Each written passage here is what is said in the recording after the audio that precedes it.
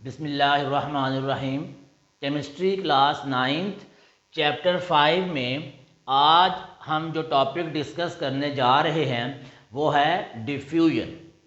Diffusion को इससे पहले इसी चैप्टर के स्टार्ट में गैसियस प्रॉपर्टीज़, जो गैस की टिपिकल प्रॉपर्टीज़ हैं, उस हेडिंग के अंदर भी हम डिस्कस कर चुके हैं। वहाँ पर हमने कहा था कि डिफ्यूजन क्या होता है? Spontaneous mixing up of molecules by random motion and collisions to form a homogeneous mixture। Random motion, जब मॉलिक्यूल बेतरतीब तरीके के साथ हरकत करते हैं, आपस में कोलाइड करते हैं, टकराते हैं और एक दूसरे के अंदर अच्छे तरीके से मिक्स होकर एक होमोजीनस मिक्सचर बना देते हैं, तो हम कहते हैं कि ये डिफ्यूजन हो गई। डिफ्यूजन की अगर हम बात करें लिक्विड के अंदर, या वैसे भी जो डिफ्यूजन का ओवरऑल कंसेप्ट है कि हाई कंसंट्रेशन से लो कंसंट्रेशन की तरफ मॉलिक्यूल जो हैं वो हमेशा मूव करते हैं। जब एक मॉलिक्यूल एक लिक्विड के मॉलिक्यूल किसी दूसरे लिक्विड के मॉलिक्यूल्स में डिफ्यूज़ होते हैं, मिक्स होते हैं, तो ये ज़रूरी है कि कंसंट्रेशन किसकी ज़्यादा है।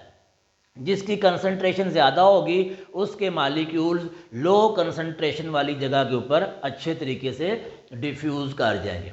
अब सपोज ये हमारे पास एक बीकर है और इसके अंदर हमने वाटर जो है वो रखा हुआ है और यहाँ से हमने इसके अंदर इंक ड्रॉप जो है वो हमने यहाँ से इसके अंदर ब्लू कलर की इंक ड्रॉप जो है ना वो इसके अंदर डाल दिया है। और यहाँ पर जहाँ पे ये ड्रॉप गिरे हैं यहाँ पर कंसंट्रेशन इनकी ज़्यादा है, यहाँ पर सारी की सारी इंक है और बाकी सारा जो है वो वाटर है, यहाँ पर कंसंट्रेशन उसकी लो है। तो कुछ देर के बाद हम देखते हैं कि जो इनके मॉलिक्यूल्स हैं ये पूरे इस बीकर के अंदर हर तरफ जो है वो डिस्ट्रीब्यूट हो गए हैं, फैल गए हैं, अच्छे तरीके से मिक्स हो गए हैं, डिफ्यूज़ हो गए हैं एक दूसरे के अंदर। और कुछ देर के बाद इस पूरा जो बीकर है इसके अंदर हमें जो कलर के हमने इंक ड्रॉप डाले हैं ब्लू कलर, वो हमें यहाँ पर सबका कलर एक जैसा हो जाएगा। अब यहाँ पे हाई कंसंट्रेशन से मॉलिक्यूल लो कंसंट्रेशन की तरफ मूव कर गए। ऐसे ही आप परफ्यूम को देख लें या फ्रेगरेंस को देख लें कि यहाँ पर खुशबू है, एक आदमी ने खुशबू लगाई हुई है, वो इस रूम में आया है। अब जहाँ पे वो खड़ा हुआ है वहाँ कंसंट्रेशन ज़्यादा है, उसके पास खुशबू ज़्यादा है, उस पूरे कमरे के अंदर फ्रेगरेंस खुशबू कम है।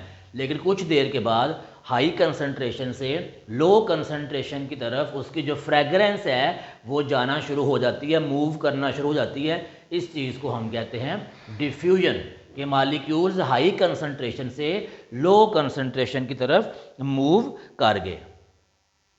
अब हम देख लेते हैं कि डिफ्यूजन जो है वो किन किन फैक्टर्स पे डिपेंड करती है। तो सबसे पहला फैक्टर जो है वो है इंटर मॉलिक्यूलर फोर्स। डिफ्यूजन के लिए एक मॉलिक्यूल का दूसरे मॉलिक्यूल के अंदर मिक्स होना ज़रूरी है। तो मिक्स कहाँ पे हो जाएगा? जहाँ पे स्ट्रॉन्ग फोर्स है या यहाँ पे वीक फोर्स है। जहाँ वीक फोर्स है वहाँ मॉलिक्यूल जल्दी दूर हो जाएंगे, जल्दी दूर होंगे तो अंदर घुसने की, अंदर मिक्स होने की सलाहियत ज़्यादा इंक्रीज़ हो जाएगी। तो इसलिए इंटरमॉलिक्यूलर फोर्स अगर वीक हो तो डिफ्यूजन ज़्यादा होती है, अगर स्ट्रॉन्ग इंटरमॉलिक्यूलर फोर्स हो तो डिफ्यूजन कम होती है। तो ऐसे लिक्विड्स जिनकी वीक इंटरमॉलिक्यूलर फोर्स होती है वो ज़्यादा तेज़ी के साथ डिफ्यूज़ हो जाते हैं। दूसरा फैक्टर आ जाता है साइज़ ऑफ मॉलिक्यूल। मॉलिक्यूल का साइज़ आपको पता है, छोटी चीज़ का अंदर मिक्स हो जाना आसान है, बड़ी चीज़ का मिक्स हो जाना मुश्किल है। ठीक है, अब एक जगह पे ट्रैफिक जैम है और वहाँ पर एक बाइक वाला भी है और एक गाड़ी वाला भी है। बाइक वाला क्या करता है, उसका साइज़ कम है तो वो अपनी जगह बना लेता है, और जो गाड़ी वाला है वो वहीं पे खड़ा हुआ है, उसको उतनी जगह मिलेगी तो वो अंदर जाएगा, आगे जाएगा।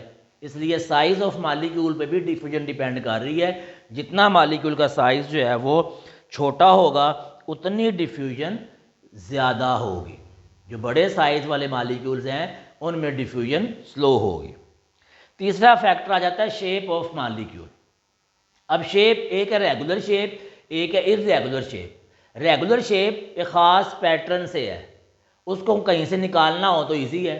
इर्रेगुलर कोई से कहीं से ज़्यादा साइड इंक्रीज हुई है, कहीं से ज़्यादा बाहर निकली हुई है, तो उसको अंदर मिक्स करना मुश्किल है। तो शेप ऑफ मालिक्यूल के ऊपर भी डिपेंड कर रहा है डिफ्यूजन। रेगुलर शेप मालिक्यूल जो हैं वो ज़्यादा तेज़ी के साथ डिफ्यूज़ होते हैं बजाय जो इर्रेगुलर शेप मालिक्यूल्स हैं उनके। और फिर लास्ट फैक्टर जो है वो आ जाता है टेम्परेचर। जितना टेम्परेचर ज़्यादा करेंगे उतनी काइनेटिक एनर्जी ज़्यादा होगी, उतनी मूवमेंट ज़्यादा होगी, उतना वो मालिक्यूल्स इंटर मालिक्यूल फोर्स को वीक करेंगे और अंदर डिफ्यूज़ होना शुरू हो जाएंगे। तो हाई टेम्परेचर पे डिफ्यूजन ज़्यादा होती है, लो टेम्परेचर पे डिफ्यूजन कम होती है। और उसकी वजह क्या है कि हाई टेम्परेचर से हाई काइनेटिक एनर्जी आ जाती है और इंटर मालिक्यूलर फोर्स जो है वो वीक हो जाती है। तो ये था हमारा टॉपिक, डिफ्यूजन क्या है और डिफ्यूजन किन किन फैक्टर्स पे डिपेंड करती है। शुक्रिया।